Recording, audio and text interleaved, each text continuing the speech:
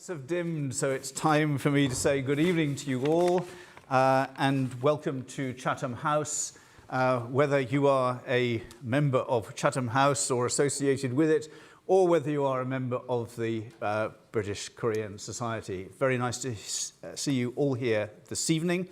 I have to say right from the start, just to make clear that this meeting is on the record. It is being recorded and live streamed, so let nobody be in doubt of any of those three conditions. I'm very, very briefly going to introduce our speakers. We've got an hour together, so I want to use all that time as efficiently as we can.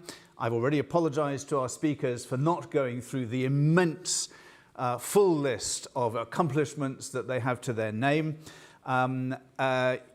Most of you will already know who they are anyway, but let me very briefly just say we have with us this evening Colin Crooks, who at present is His Majesty's Ambassador to the Republic of Korea. Colin is as yet still unique in having been the British Ambassador to both North Korea and South Korea. Not, I hasten to say concurrently, but consecutively. On Colin's left, we have Karen Maddox. Like Colin, Karen is someone with whom I worked many years ago and through long years in the Foreign Office. Karen, I think, is also unique in that I don't think anyone else combines the jobs of, or has combined in the career, the jobs of head of the Northeast Asian Department of the FCDO and the British Ambassador to Montenegro.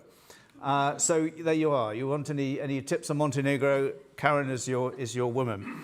And then last but not least, we have Edward Howell, who is both a member of the British Korean Society and a fellow of Chatham House, and is also, and probably, I think, primarily lectures in politics at the University of Oxford. So with that, with thanks to our speakers, with thanks to you for sparing the time with us, I'm going to ask Colin to kick off with a perspective from Seoul. I'm then going to ask Karen to talk to us a little bit about the UK-North Korea relationship. And then we're going to hand over to Edward, who will come back with a few questions. And then at that stage, this is the moment where I have to learn to think and chew gum at the same time, because I have the laptop with some questioners online, but it will also be your chance to fire questions at our speakers from the floor. So with all that, I will ask Colin Crooks to kick us off with how things look. Colin is now in his fourth year, I think, as ambassador in Seoul. How does it look? Well, thanks very much, Simon, first of all, for that warm welcome and, of course, for all your support over the years, not least as my immediate predecessor in Seoul. And great to see so many friends and indeed other distinguished predecessors here in the audience this evening. I will restrict my opening remarks to South Korea, but very happy to answer about anything else later on. It's a very good moment to be looking at South Korea. We've had 6 months of some turmoil, constitutional confusion, and I'm very pleased to say that is now at an end. We have constitutional and political clarity in South Korea. Lee Jae-myung won the presidency last month with a clear mandate. His party controls the National Assembly. He's probably the most powerful president we've seen in South Korea for a generation. And I think that through the turmoil, through the difficulties we've seen in the last 6 months, I was always pretty confident that you should never bet against South Korea, that they would get through, and so it has proven. I think we have seen Korea's institutions hold since that weird night of martial law. We've seen the country pull through. We've seen Korean democracy triumph, and that's a very good place to be starting with. So I'm very much hoping that we will see Korea, therefore, continue its trajectory of success. I like to think of South Korea as having grown in confidence over the decades. First of all, gaining in economic confidence in its own economic prowess. It achieved that already some decades ago. In more recent years, we've seen Korea achieve a great deal of self-confidence in its culture with K-dramas and K-pop. I think we can now safely say that Korea can show a lot of confidence in its democracy. And I'd like to see Korea also continue to develop confidence in its place on the world stage, which brings us perhaps to UK-South Korea relations. It's also a very good time, I think, to be looking at that. We have a very positive trajectory through our bilateral relationship. Simon, I think, laid the latest part of the foundation for that with the Moon administration and the bilateral framework. We were able to build on that through the Yoon administration, especially with his state visit, the Downing Street Accord, our global strategic partnership. And we're hoping to build on that further with the Lee Jae-myung administration. I should say we got off to a very good start very soon after the election and Lee's inauguration. Lee attended the G7, where he was able to have a bilateral meeting with our Prime Minister Keir Starmer, where they reaffirmed the global strategic partnership. So a very good start. Of course, we have to now sustain that momentum as we go forward. I will talk a little bit about what's in the global strategic partnership, where we want to take our bilateral relationship. And how, as I say, first of all, it is a global strategic partnership. So I will not talk so much about Korea's role on the Korean Peninsula or in its region, because we see Korea now as a global player, and that's why we have a global strategic partnership. But one of the big strands of that partnership is in the area of security, defense, foreign policy.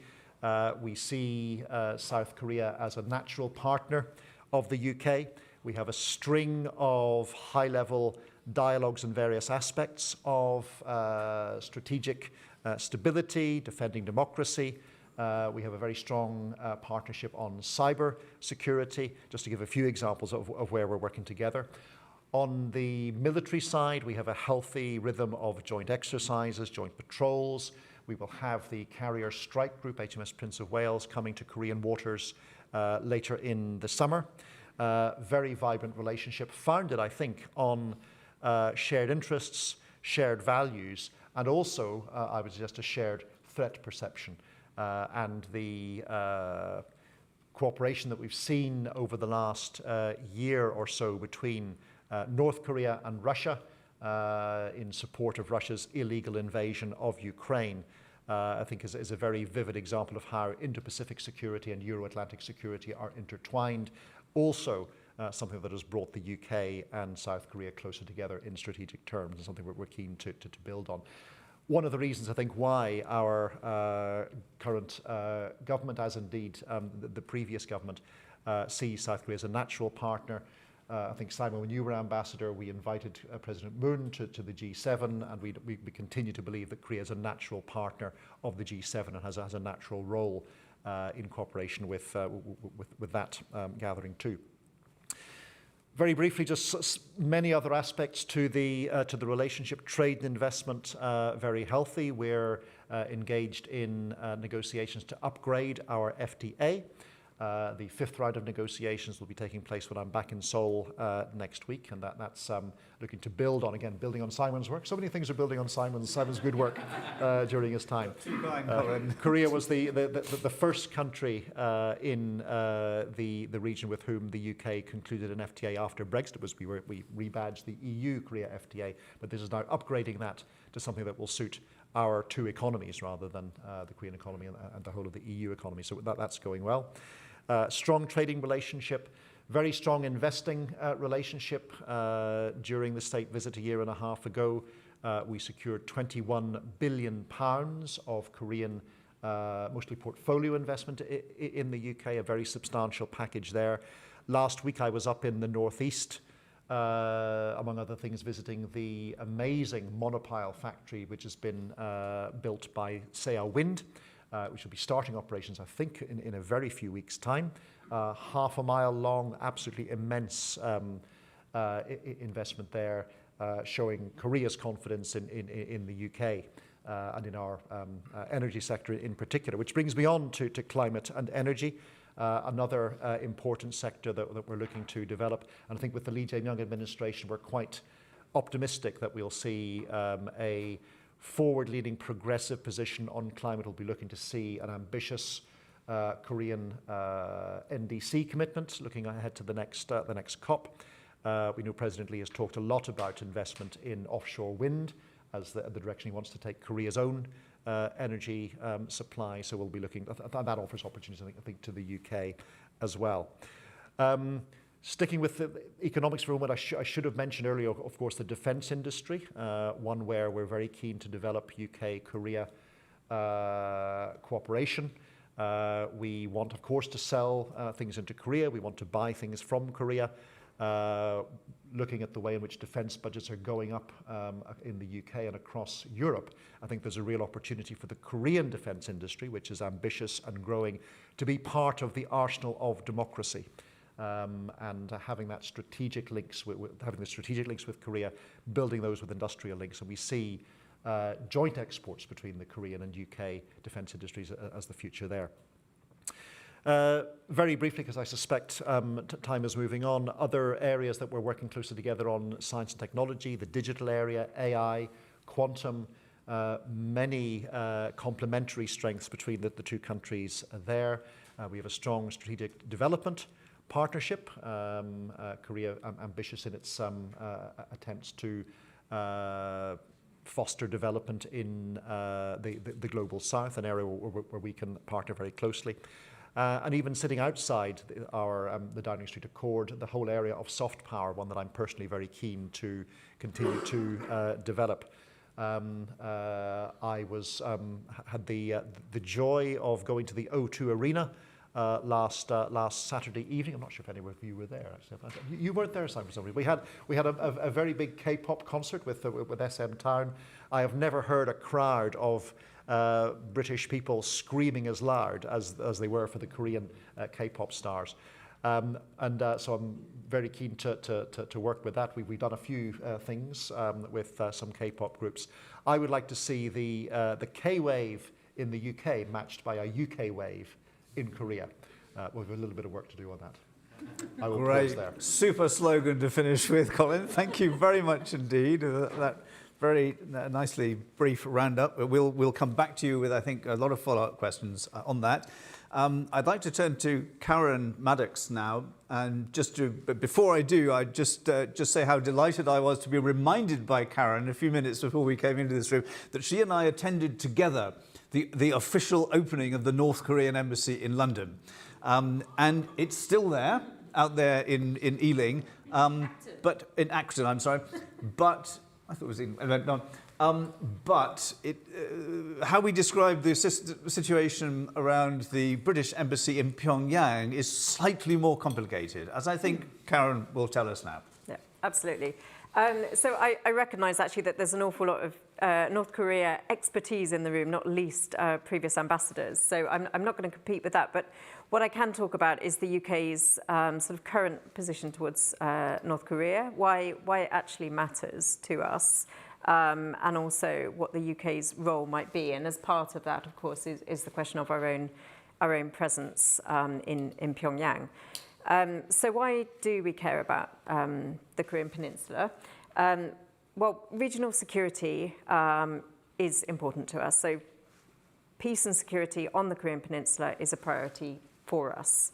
And we recognise that any kind of conflict on the Korean Peninsula would be complex. It could potentially have a nuclear or a chemical dimension. It would threaten tens of thousands of Brits in the south, potentially also in other parts of the region as well. It would, any conflict involving South Korea would disrupt our supply chains and hugely damage the global economy. So it really matters to us, peace on the peninsula. But we recognise because it would be such a complex situation, it would be really hard for us to respond to. And because of that, and perhaps we would say the same about any potential sort of conflict situation, our focus needs to be on prevention at all costs. It needs to be at de-escalating tensions on the peninsula. And so that is what we are all about.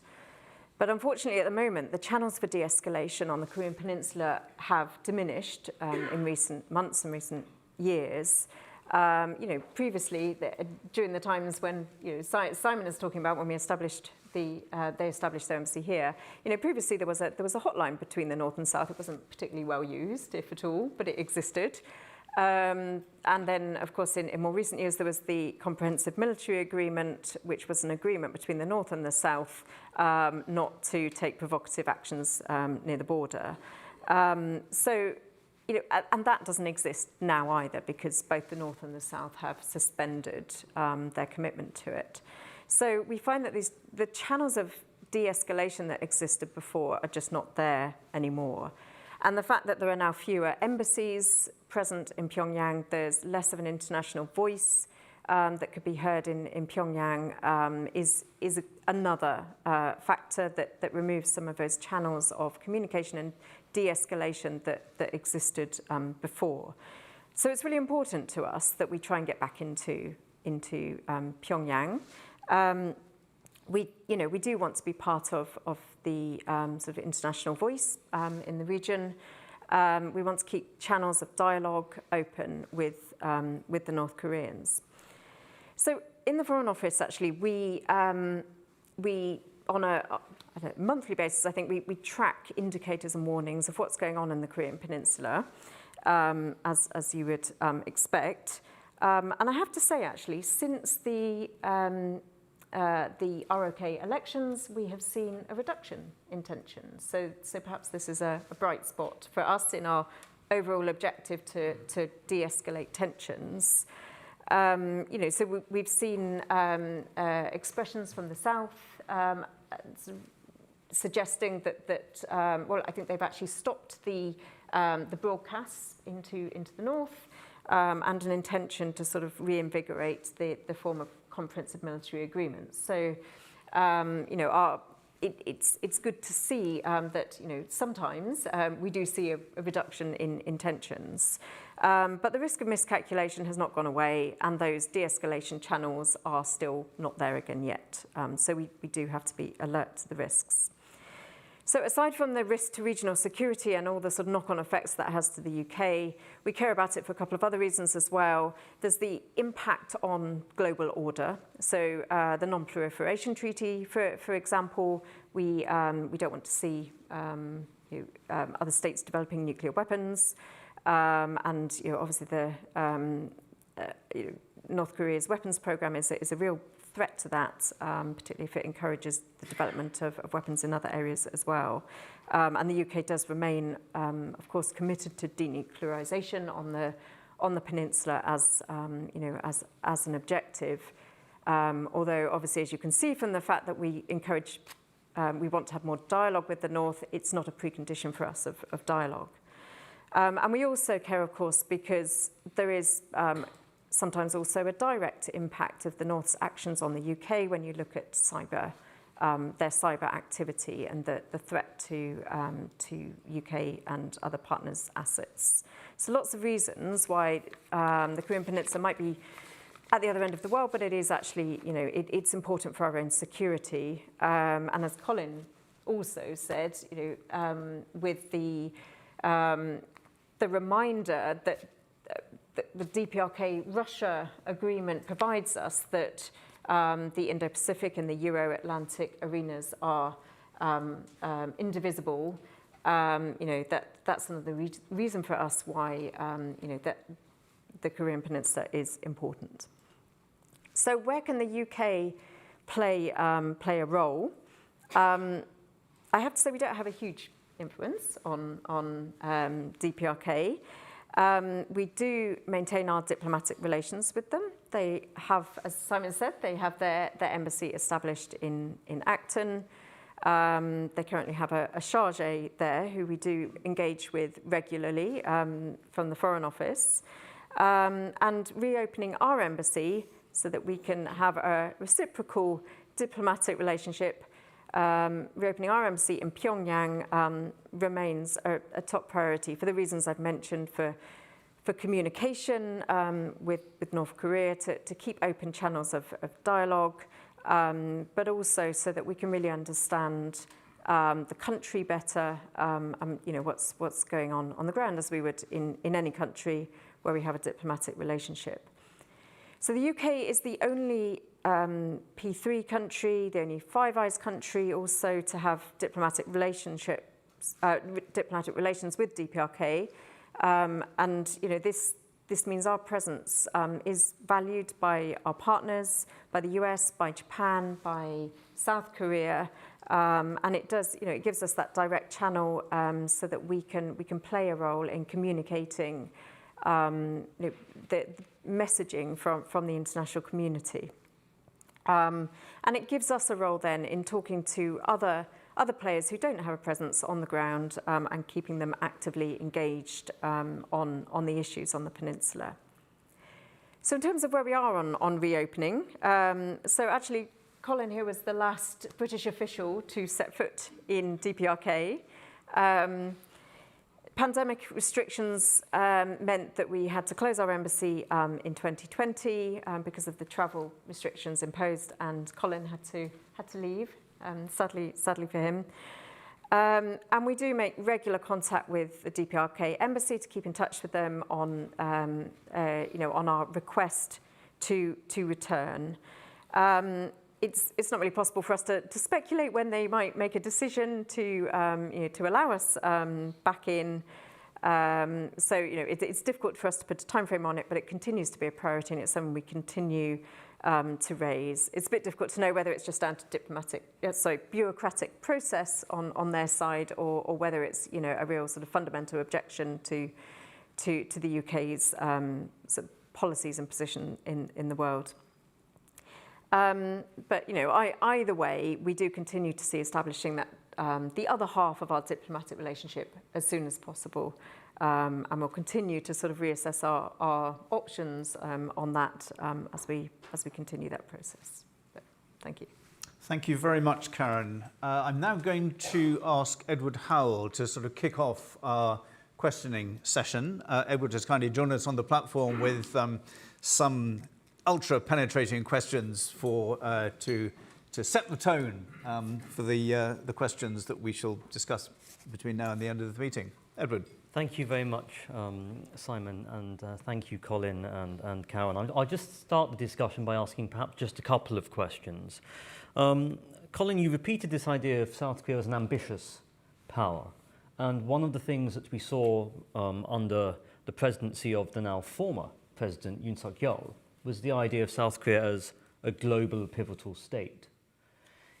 Are we likely to see much continuity in that level of ambition moving forward, particularly now at a time when there seems to be questions about the durability, the direction, the resilience perhaps of the US-ROK alliance under the second Trump administration? And just to Karen, you've spoken a lot about the impact of North Korea on the global order. We know North Korea, ever since it withdrew from the Non-Proliferation Treaty in 2003, really global attempts to try and get Pyongyang back into the treaty have not borne much fruit. But it's not just about that. We have North Korea's relations with Russia, as both of you have mentioned. And now there is this broader question about what's often known as the CRINC: China, Russia, Iran, North Korea. Is this a new authoritarian alliance, perhaps, or is it something else? So just a couple of questions, easy questions, I know, to kickstart the discussion. Shall I begin with saying something about South Korean foreign policy? Forgive me if I can't talk about it in great depth, as I think their foreign minister isn't yet in place, and I think we will see how things develop. I think it's probably unlikely they'll want to use the global pivotal state motto or strapline because of its association with the previous government. But we have had that initial summit meeting between President Lee and Prime Minister Starmer. They both reaffirmed our global strategic partnership. We'll see how how South Korean foreign policy develops under the new administration. I think it's very clear that they do have global interests. They're a global trading nation. They're a member of the United Nations Security Council. Korea now has a soft power reach and a confidence in itself that I think suggests that they will not see their role limited to their immediate region. Of course, the immediate region will tend to dominate South Korean foreign policy as it has tended to do. You mentioned the US ROC alliance. That remains, not for me to speak for the South Korean government, that seems to us remains the bedrock of South Korea's security. There will be pressures, of course, to negotiate on tariffs. There's still an ongoing debate around the role and the status and the financing of the US forces in Korea. That I think will undoubtedly take up a lot of bandwidth for the new administration. They'll also be looking at their relations with China.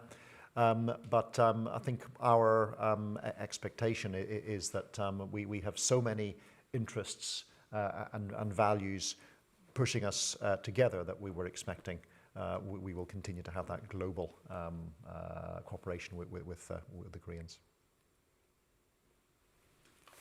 Karen, do you want to comment on the CRINCs? Yes, absolutely. You could remind people what it stands for. So China, Russia, Iran, and North Korea.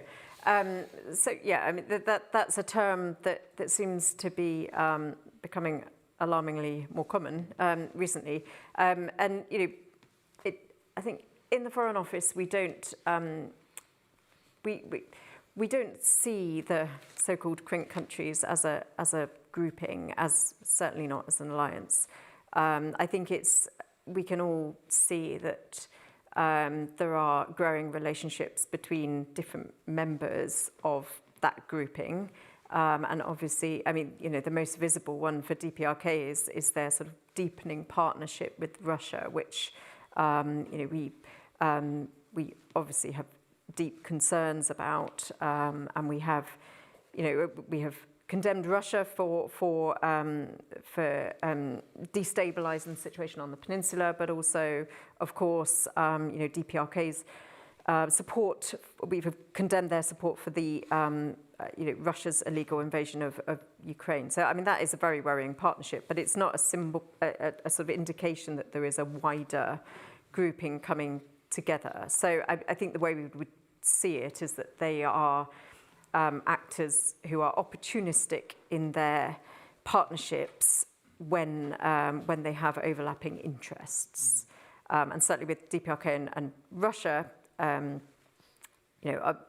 clearly DPRK feels that there is benefit in strengthening that partnership and having a sort of a big brother partner.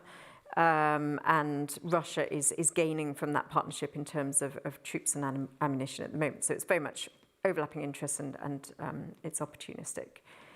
And they both, of course, share values, and perhaps all the CRINCs share values in terms of a wish to disrupt the existing world order, but they might not share the approach. So yes, so we don't see them as a fixed grouping, and I think also another visible example that would back that up would be looking at what's happened in Iran recently, where it was it's very clear that I don't think Russia has sort of rushed to Iran's support. DPRK has been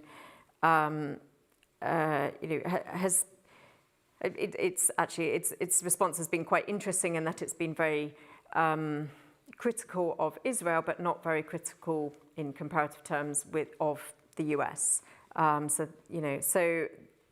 There obviously is not a sort of watertight agreement there.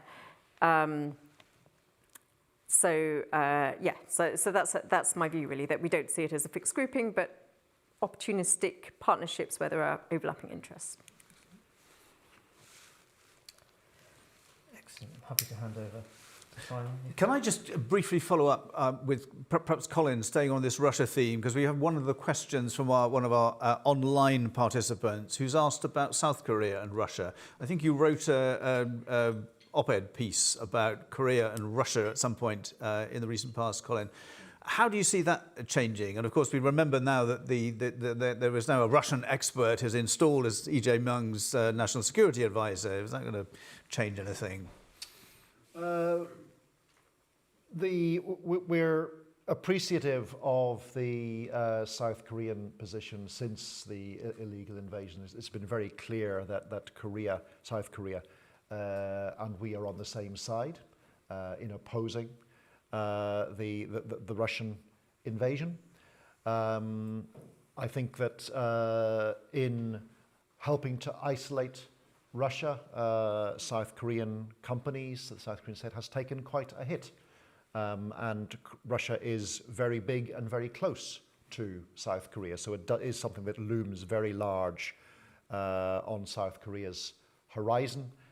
We know that some of their firms are hurting. And of course, they would love to see some sort of normalization to get beyond that. Again, hard to say with great certainty because their foreign policy is still forming. But I think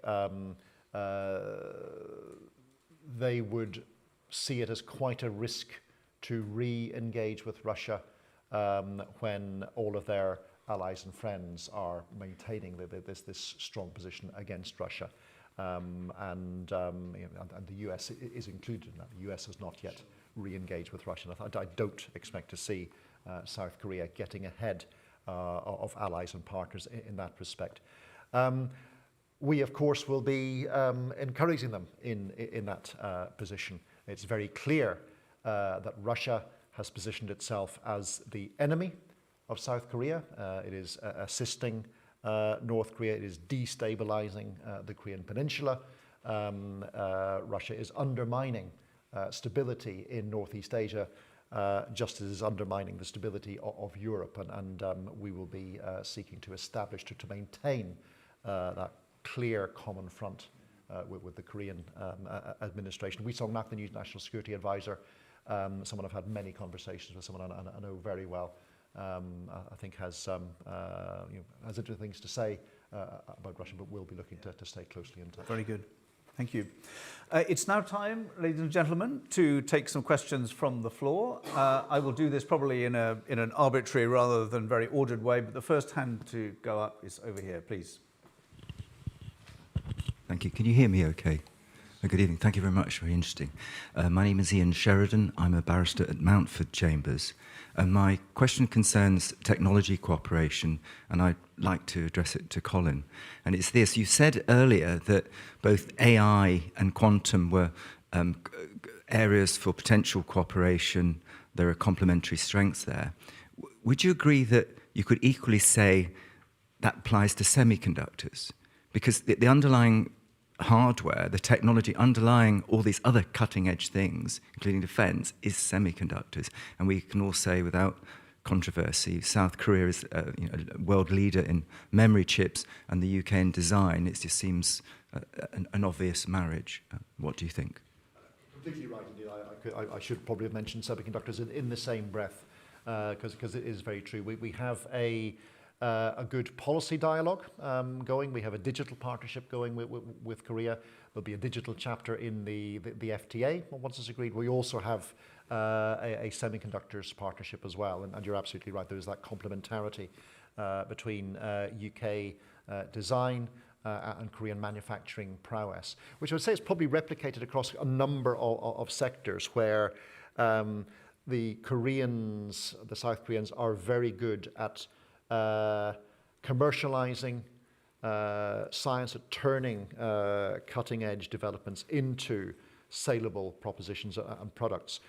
They admire the UK, which has probably not always been quite as good at that, but they greatly admire the UK's prowess in pure science, in basic science, in allowing researchers to think broadly. And I think that is kind of is symbolized in what we see in the semiconductor space. So I'd absolutely agree, yes.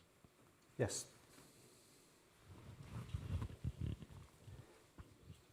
Hello, my name is Caroline Smith and I'm a student at SOAS. Both South Korea and North Korea are both facing a demographic crisis due to low fertility rates. What is each country doing to combat this? What does this mean for their economic futures? And how does this impact its relations with other countries? Shall I take that one on? I'm not sure I can say a great deal about the North Korean demographic crisis, to be honest, or indeed what they're doing to address that. In South Korea, yes, it's a serious issue. I think what is estimated that the replacement rate of a population is about 2.1 children per woman. Is that right? I've got the terminology slightly wrong. Korea's down to something like 0.7, 0.8, so way below that. I think there have been some slight upticks in the last few months, but nonetheless it remains a serious issue. It's one that I think Korea has probably yet to truly grip. There are various measures that they've talked about, sort of incentivizing marriage and helping to subsidize childcare and different things. I think it's something that will probably have to move ever more to the center of Korea's policy agenda. And I think it's something on which we'll be keen to talk to them, because the UK also, we're seeing, and not just the UK, but right across the West, we're seeing birth rates dip. And where Korea is today, we may find that many Western countries are in a few years' time. So we'll be looking to learn from Korea's experience and see how they continue to tackle this. But probably has yet to be truly gripped as an issue, I would say. I must say, it always struck me that there very rarely seemed to be any substantive mechanisms for kind of cooperation between North and South Korea on some of these issues where one might have concluded that there was some kind of common interest in looking at issues that would affect the future of both countries. But as I say, I was always struck at how little mechanism, or how flimsy were any mechanisms for there to be any kind of sort of, if you like, relatively less controversial areas of kind of policy dialogue between the North and the South. But another dimension here, obviously, is that Japan is looking at the same sort of problems. I wonder if I could just sort of slightly broaden that out into a broader question as to what we see for developments in the relationship between South Korea and Japan under a new presidency. And maybe, Karen, as you also carry responsibility for our relations with Japan in the Foreign Office, maybe you'd like to share a few thoughts on that. Well, obviously, Colin is the expert on what the new president in South Korea might think. But having spoken to officials in both Japan and in South Korea in the last few weeks, they have both sort of expressed their satisfaction with where the relationship is between their two countries at the moment. They have told me it's got off to a very good start. So that's promising. We don't know where it will go as President Lee's term progresses, as sort of challenges arise, as the sort of traditional historic landmark moments come up throughout the year when they might there might be some actions taken that could annoy one side or the other, and we will watch with interest how that goes. But at the moment, they say themselves that it's been a good start. Let me first very quickly come back on the demographic question in South Korea, because I think the other question that we need to look at in South Korea is the role of women in South Korean society, and so many young women that we talk to still really having to make a choice between a career or a family, and to have both remains very challenging. It's challenging in many societies, but still an issue that South Korea can perhaps grip more forcefully. On South Korea-Japan relations, echo what Karen said. I think it would be fair to say that the instincts of many in the Democratic Party, the now ruling party, are more suspicious of Japan than in the party that's just left office. So there are risks there that the Korea-Japan relationship is prone to bumps in the road, and the next time something comes up, it's quite easy to imagine that this could spin into a rhetorical battle at the very least. But as Karen has said, the early signs are promising. I think there are forces that are pushing Korea and Japan together. The assertive position of the Trump administration is one. They're very much in the same boat when it comes to things like tariffs. The Also assertive position of the Chinese on the other side is another, and I think that these forces will be among things which will be, I think, leading the South Koreans and the Japanese to think about, well, actually, there are many things that suggest why they should be trying to maintain a good relationship and building on the progress of the last couple of years. Very good.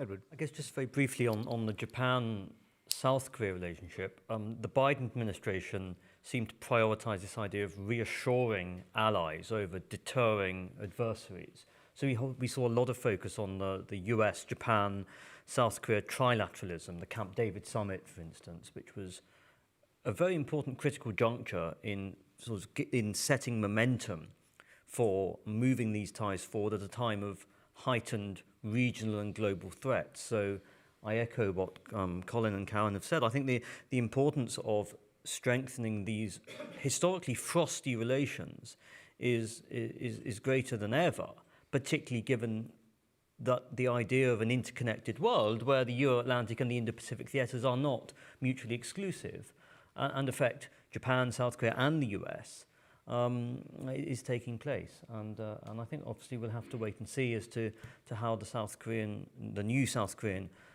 foreign policy develops in that regard. Thank you. Let's have another question. It's at the back there. Yeah. Thank you very much. Yeah, it's wonderful talk. I learned quite a lot. My name is Robert Kim, the counselor for the New Malden, the largest hub for the Korean community in Europe. Before I ask the question, I'd like to say that thank you for your all work. And I'd like to share the several information about the situation of the Korean town, New Malden. Robert, could I, I'm sorry to cut you off, but could you make that very, very short? Yes, and yes. Can we cut to your question as soon as you can? Okay. Ambassador Colin already mentioned and explained about the K-pop concert last week, and we also try to organize some more in cities in the future. But I like to ask just one question: if there is any chance to increase or introduce some visa scheme for young Korean or UK student, especially some Korean student struggling to find some way to stay and study in America after the Trump administration anti-immigrant policy kicked in. So I wonder whether Korean government and UK government organized some visa scheme for both countries youth to collaborate some K culture or UK culture. I would say KU culture, KU wave, and to help them to make some creative collaboration together. That's my question. Thank you. Yeah. Is the government thinking imaginatively about visas, South Korea, UK? We absolutely are. Indeed, we already have, because we have a working holiday scheme under which I think it's 5,000 young people up to the age of 30, 35, I think. I should have the details of my fingers. Can take advantage of that every year in each direction. And the take-up of that, I understand, has been pretty encouraging. So I think that's an example of where we're trying to go. And student numbers in both directions are pretty healthy as well. I'm sure we could do more. Is it also possible to introduce some student exchange program in between two countries? I would need to look at that. I think we have the British universities, many of them being quite active in recruiting for students, not just universities, but also schools. Large numbers of young Koreans going to study at secondary schools in the UK. So I think that there's a lot to build on there. Thank you very much. Yes, you said. Thank you. My name is Sung Kyun. I'm a research fellow at Korea Peace Institute. I have a question to His Excellency Colin and Ma'am Karen. Karen, you typically mention how the UK has a critical positions among the Five Eyes and G7 with the remaining relationship with DPRK. My question is how the UK remains a good relationship with the UK while pursuing a core democratic values such as freedom of belief, expression, and human rights? Thank you. So I think you've described exactly why it's important that we do have a relationship with DPRK, because we are in a position to be able to convey those messages about what's really important to us. I mean, we have opportunities to do that in multilateral fora. So, you know, in the Human Rights Council, or in UN Security Council, or in other UN General Assembly meetings, we will always make an intervention to call for human rights to be respected in North Korea, and the full range of human rights, because that's important to us.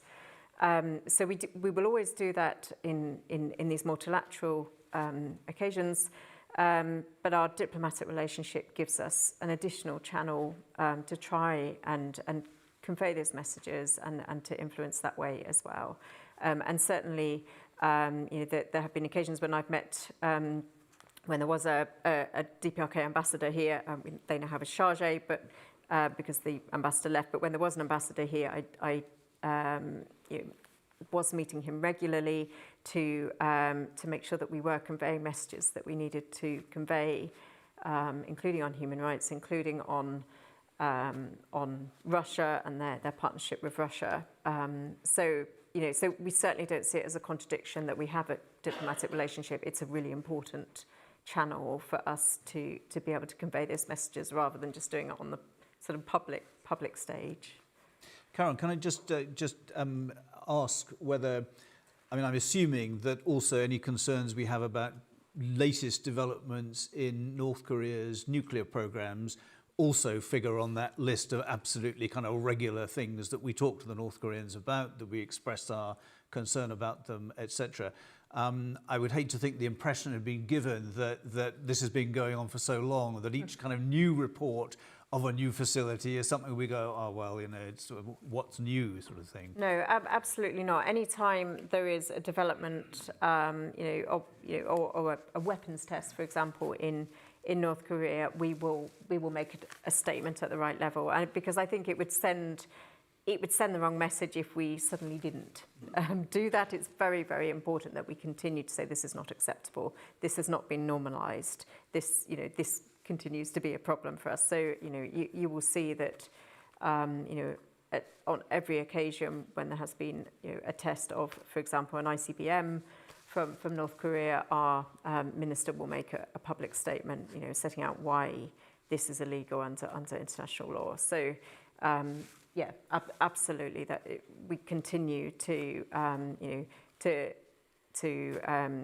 maintain the diplomatic relationship and to re-establish our presence in Pyongyang, and that's not an end in itself. It's a means to improve the relationship and to be able to convey these messages, because those principles remain very, very important to us.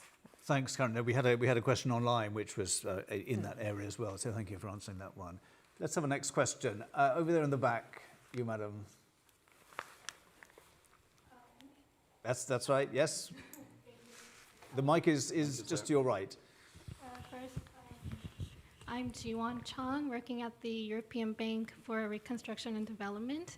First, thank you for your insights. And first, I think, Colin, you can be the leader of the UK wave since you've been on the UK's show, the top one over. Only the top K-pop stars are on. My question is regarding the North Korean defectors. I know that there are a lot of, not a small population of North Korean defectors settling in the UK. And I'm wondering how this affects the approach to South Korea and also to North Korea.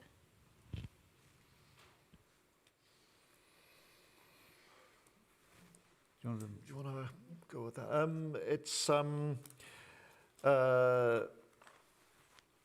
I'm not sure that it has a great impact on our policy. When our policy towards the Korean Peninsula is determined by UK interests. We're pursuing cooperation with South Korea in a range of fields. We are trying to promote de-escalation with North Korea and pursuing our security interests in various fields there. There are a number of North Korean defectors who have settled in the UK, some of whom have been through asylum procedures. I'm not sure I could comment a great deal on that. Those are decisions that are taken, I believe, on their own merits, and it would be wrong to link that perhaps to the wider political situation on the peninsula. Would you add anything? I guess just more broadly, the North Korean defectors who are in the United Kingdom, many of them are quite active in sharing their stories and sharing their experiences of living under the North Korean regime. I think it's also important to note that the number of defections from North Korea has declined under Kim Jong-un. And particularly in the last 4 or 5 years, within North Korea, we've seen a notable heightened sense of societal control. Laws being passed with respect to what I would call the information virus, which, at least in my view, is something that Kim Jong-un fears far more than any kind of medical virus. And that has obviously meant that fewer and fewer people have been able to defect. But I think on the part of North Korean defectors in the UK, many of them have been very active in local communities, but also more broadly in alerting audiences previously unfamiliar with North Korea, perhaps, of their own experiences under the Kim dynastic regime. I think we've all been inspired by the stories of some of them, so that has been an important role. Let's take a question from the middle here, Yusa. All right, thank you. My name is Richard Yaboy. All right, my name is Richard Yaboy Ambrado. I'm a diploma in international politics and trade student.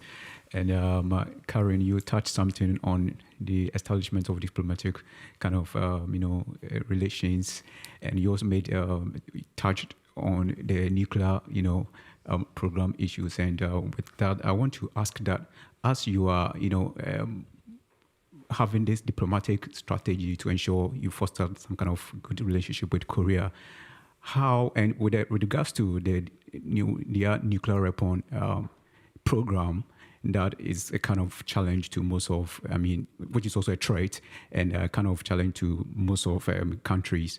How are you going to use this diplomacy to kind of get away or, mitigate, or maybe for a better word, work around denuclearizing North Korea's, nuclear weapon program to ensure that it prevents the further escalation of, the tension in that region? So I have to say, I don't think the UK can do that alone. So we have to recognise the limits of our influence and impact. We will continue to make sure it's very clear what our principles are and exactly what we're condemning and why. And that's what we do in those multilateral fora. And it's what we do in all the statements that we make in response to tests and things like that, so that it's very clear what the expectations are of the international community. And I think that is important. And we can continue to raise the issue when needed at the UN Security Council and to support calls for resolutions in response to certain tests and things like that as well when we need to. But we have to recognise that our influence is limited, and certainly in the UN Security Council, when Russia is not going to support a resolution against DPRK at the moment, it's even more limited. Our role really is to encourage DPRK to return to dialogue, but recognising again our limited influence, but to add value where we can with partners who do have influence.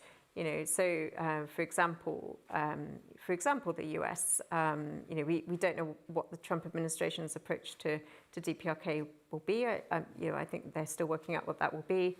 But the UK has a certain level of experience of working with DPRK and expertise in working with them. That is useful and valuable in that situation. So we add value even though we recognise that we can't single-handedly, bring about a process that will change the situation in the peninsula. Thank you, Karen. I'm conscious that the time is running out, but I think we've got a few more minutes for questions. Let's have Stephen. My name is Stephen Brown. Microphone. Microphone coming. Thank you. My name is Stephen Brown. I used to be Colin's boss, and he was quite a good learner. Could I ask two questions? The first is, what do we know, or perhaps what can you tell us, of the links between North Korea and Iran in terms of nuclear enrichment and nuclear technology and nuclear weapons development? That's the easy question. The second question is, when the current Korean political and business leadership look at the principal countries of Western Europe, how do they differentiate them in terms of pluses and minuses? Thank you. Do you want to try North Korea, Iran? Yes. So, I mean, certainly we wouldn't comment on sort of the details of your first question, but I would say that I mean, as we've mentioned earlier, you know, we don't recognise that there is this sort of, you know, systematic relationship between the countries of the so-called Korean, but you know, DPRK and Iran clearly have a relationship, and I think, I mean, we've seen, you know, public reporting of DPRK weapons turning up, having been used by Iran, but I think those were sort of, you know, a historical defence sale from a few years ago. So we know that there's a defence sale relationship, and you know, and I suspect that is what those two partners will get out of that relationship between them. You know, that it will be about defence sales and military equipment. You know, but I don't really have any comments on the moment on cooperation on the nuclear side. On Western Europe, of course, we want to position the UK as Korea's gateway into Europe for people, for ideas, for capital. I think we have done pretty well in the last few years. So in some ways, being outside the EU has given us more channels because we're negotiating an FTA directly with Korea. We're discussing those interests direct. We've done well with investment. We've done well at the political level as well, with political contacts, and of course we have strong people-to-people links with students. But to quite a large extent, of course, all of us in Western Europe are trying to achieve similar things with Korea. We share similar values. We would like to see Korea continuing to support Ukraine. So there's a healthy element of competition, but also a lot of cooperation between me and the other European ambassadors. Thank you. Another question. Let's go over here. Well, my name is Hussein Murad. I study European politics at King's College London. My question is a little more unorthodox, but my question is, how is the success of individuals such as Hyungmin Son of South Korea at clubs like Tottenham fostering social relationships and cultural interconnectivity between the United Kingdom and South Korea? It's not an unorthodox question at all. It's a great question, and I think that the answer is it's done quite a lot. And when I think to 30 years ago when I was first learning Korean, people thought I was crazy. Why on earth would you want to learn Korean? These days, Korean is the fastest growing foreign language studied in the UK. And I'm constantly meeting people who say, oh, I watch, I listen to K-pop, I watch K-dramas, and therefore I've been trying to learn Korean so I can understand slightly better what's going on. Sonny has very much been part of that, part of the K wave. The 20,000 young people who were screaming at the O2 on Saturday, another great example of that. And I think these soft power connections have transformed the way in which Korea is seen in the UK. And I think it's also helped to drive the political relationship, the commercial relationship in all sorts of other ways. So something that gives us a very strong foundation to build on. And it also has generated a lot of interest in studying South Korea and broader Korean Peninsula dynamics from a sort of student perspective as well at universities, which I think is another benefit. I just add to that I remember going to what I thought was going to be a very, very earnest and quite complicated hearing at the National Assembly in Seoul to talk to the Trade and Industry Committee of the National Assembly about the UK-Korea Free Trade Agreement. The first question I got was, Mr. Ambassador, can you reassure us that nothing that happens in this free trade agreement will affect the ability of Koreans to receive broadcasts from the UK where they can watch Son Heung-min play football every week? So I slightly smirked, as people have done, and then I realised this was a very serious question. I think we have time for one more question. Where are we going to go? Let's go here.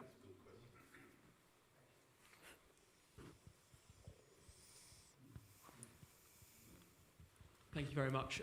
If I could abuse my holding the mic to have one question to both the Ambassador and Karen. Ambassador, thank you for your time. My question is on defence industry collaboration between the Republic of Korea and the UK, and whether the new President's remarks on pragmatic relations with Russia will inhibit the Republic of Korea to invest in the UK, following our SDR and the NSS identifying Russia as our force-leading threat.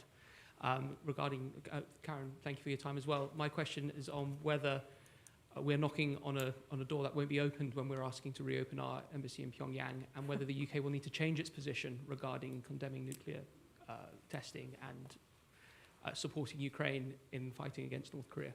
Right, you have 1 minute each. Colin. On defence industry, now, as I've outlined, I think that Korea will not want to get out of line with its partners and allies with regard to Russia and their approach to Russia's illegal war in Ukraine. And the other, I think, economic incentive that they have is look at how Europe is rearming itself.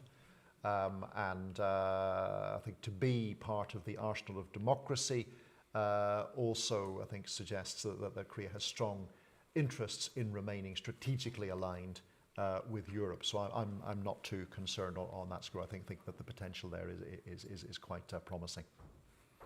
And yeah, very quickly on your question about whether we would change our sort of moral positions and firm principles to try and shift things in Pyongyang, the answer is a straight no. We have very, very firm positions based on respect for international law, and that's not going to change. And we wouldn't even pretend to understand the process of decision making. I think sort of in the heads of decision makers in Pyongyang, we've had a long-standing relationship with Pyongyang since 2002, whenever it was when we 2000. That's yeah. it. Sorry.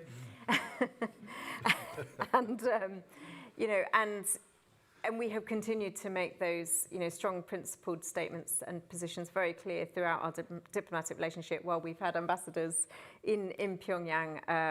So we certainly have no intention to change that policy.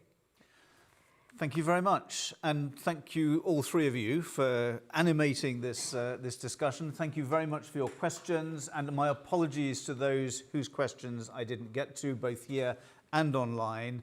But we could have probably spent another hour doing this. I dare say a lot of you have other plans, so we're not going to do that. Once again, thank you very much, and a round of applause for our speakers, please.